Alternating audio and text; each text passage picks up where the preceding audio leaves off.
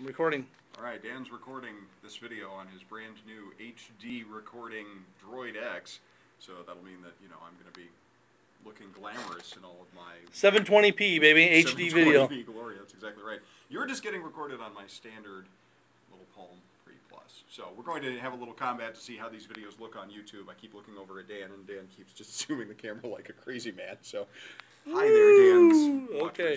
This is actually the first real video I've recorded on this phone because I played with this a little bit, but I haven't quite got it all figured out yet. So is it going to be apparent over the course of this that I haven't shaved today? That's what's going to prove. I can actually see that on the screen right now. Okay, that's good to know. Good to know. And in May, showing off the helmet hair that you get after wearing these headphones. Did you shower today at all? I did shower. I'm very clean. I just didn't shave. A scout is clean. Thanks for pointing that out. So anyway, this is our recap from the show from August 28th, 2010. Yes. We are not going to have a show next week because the Hawkeyes will be playing football. So instead, we will be posting things like this on YouTube and podcasts on our website at whoradio.com. Yeah, we'll see. Loads of fun there. So Dan has the brand new Droid X this week. Your review of the Droid X, Dan? I'm digging this phone. It's a huge learning curve, with the software and everything, but I am really loving this phone. Mm-hmm. And just so the people that are watching this on your video can see, here's the screen, okay? Can you see the screen with me? Recording of the, yeah, this is nice. We've got this weird, trippy picture-in-picture thing. It's gigantic, though. It's like the size of a brick. It is. It's huge, and I love it. Nice. So you're going to have that going on, and you're testing out how well the video works. So you're also finding out that the battery gets used up because it's using a lot of programs the whole time that you're running the whole thing. Yes, the phone seems to, all the programs seem to run in the background and drain the battery down. It's driving me nuts. Right. There are ways to solve this problem, but I haven't quite got them all figured out yet. And you also got very helpful advice, I believe, from a listener who had suggested a program you could use as an app killer or something like advanced app killer. I'm trying to remember. Automatic task killer. Okay, there we go. Automatic, which I have installed and configured, but so far I don't think I've got it running correctly yet. So I'm working on that. Well, you were trying to configure it while we were doing the show, and that was a little I configured it during a break. I need to put some more time into it. I guess so. So we figured that out. We still have to debate whether tactile keys will be around on phones in a few years. I'm still arguing that the tactile keyboard here, for viewers watching Dan's version of the show, sorry, I turned it sideways there, the keyboard will be around in 10 years. No way. I say no. It has to be. No, it doesn't have to be. It has to be because people like me are still going to need it. That's the problem. We're still going to demand that they'll have something better. No. They'll have something better, Brian.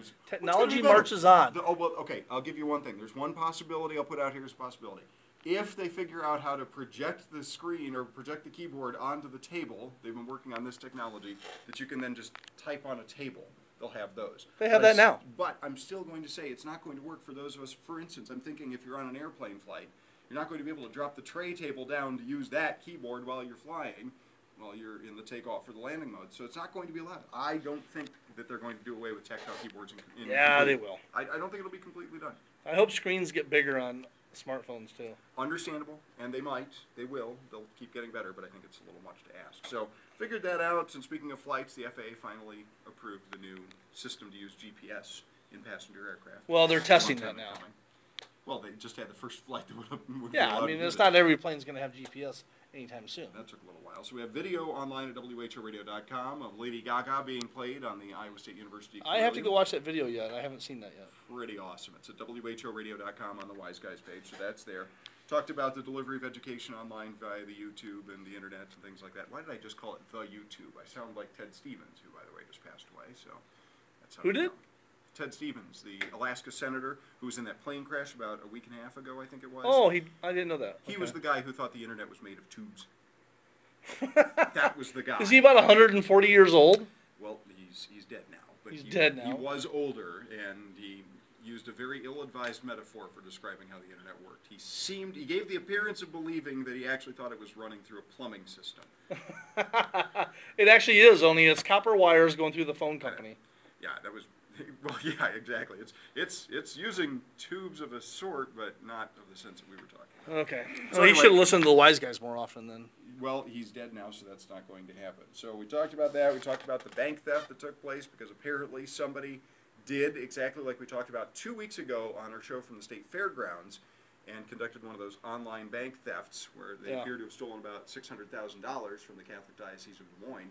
Fortunately, smart people working at Bankers Trust here in Des Moines figured it out and did something about it. So I just did a zoom on you. I appreciate that. That's high tech. That's the next thing that's coming is live zooming video. So Here's a close up of my ear. You're such an odd duck. Anyway, we talked about that, the cloned cow at the Iowa State Fair, and how I'm not really bothered by it one bit. I'd eat meat from a cloned cow or drink milk. I think we probably have, and we just don't know it. As I understand it, I think there's cloned milk out there, but I mean milk from cloned cows, but it doesn't bother me one bit. It really doesn't. If it's superior milk, it's so much the better. I still think you need virus protection for a Mac, even if you don't.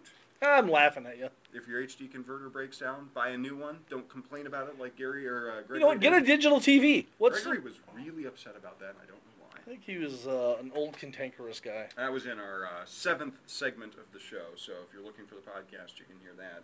And then interesting advice about getting an insurance policy on your computer from your homeowner's policy. I like that. I don't know if it'll happen. I'm going to actually go look into that. I guess for all my computer equipment. You do have a lot of them there. So I have a few, yeah. Viewers of your video are going to have vertigo and probably going to need to get some Dramamine. Earthquake. Yeah, you've been doing this the whole time. Mine are probably going to be bored to death because it's too stable. But now you can see the two side by side. We've now done picture in picture, picture at picture, or something like that. Yeah. That way it's a more stable video. I figured might be fairer. But you've got the high quality HD video, and I have the standard definition. What I should be doing is setting my camera on something like this. I guess so. Anyway, that's our recap for August 28th, 2010. We're out of here for a week. We won't have a show next week. We will have a very brief show the week following that Dan's probably not even going to bother to show up for. Probably not. So I'll do it then in 2 weeks.